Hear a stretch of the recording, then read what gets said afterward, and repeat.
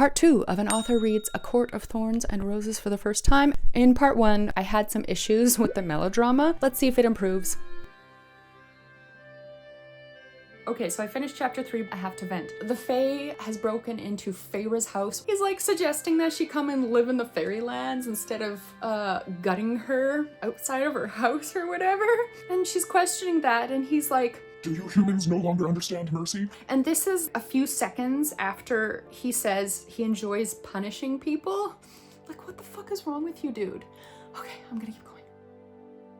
I'm done chapter 6. I pretty much skimmed through all of chapter 5 and most of chapter 6. Oh, I'm riding through the forest with this guy who hates me, but he's being super kind to me. This fairyland is so nice. Everyone's wearing masks. Everything is pretty. I don't know what's going on, you guys. It's like confusing and slow, and I just wish it would get to something interesting, honestly. I already hate Tamlin. He's very passive-aggressive. They're trying to play him off as not used to flattering females. And your hair is clean. Really? Are you not used to flirting? Or are you just stupid? He needs to be saved, you guys. I can already tell. Okay, so are you mad at her or are you not mad at her? Like, make up your damn mind. Is there any character in this book who isn't an asshole? Besides the main character, she seems like a normal person, but I feel like she's the only normal person I've met so far. I don't like Tamlin. I don't like him. He's a little bitch. I'm fine, I said, casually dodging him. You've been generous enough. I tried to sound like I meant it. A half smile, not so pleasant, no doubt. I'm used to being denied. Do you have some sort of problem with me? I have serious concerns for this guy's intellect. Like, this is a no-brainer. You came and threatened to kill her, then ended up kidnapping her, assured her she wasn't a prisoner, but at the same time continually tied her up, and you're asking if she has a problem with you?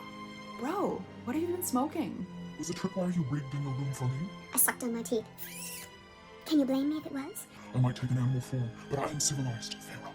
Says the guy who broke into her home, threatened to gut her, then kidnapped her, knocked her unconscious, and keeps, like, tying her up every dinner time. Even as he bit out the words, I couldn't ignore the sheer male beauty of that strong jaw. We're lusting over this several hundred-year-old man.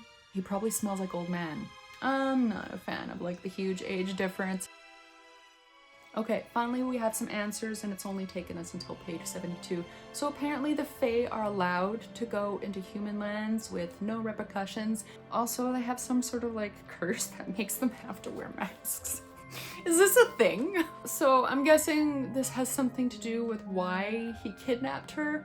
Please, please, I pray to the gods of books, do not make it because she's the chosen one. So I got up to chapter 8.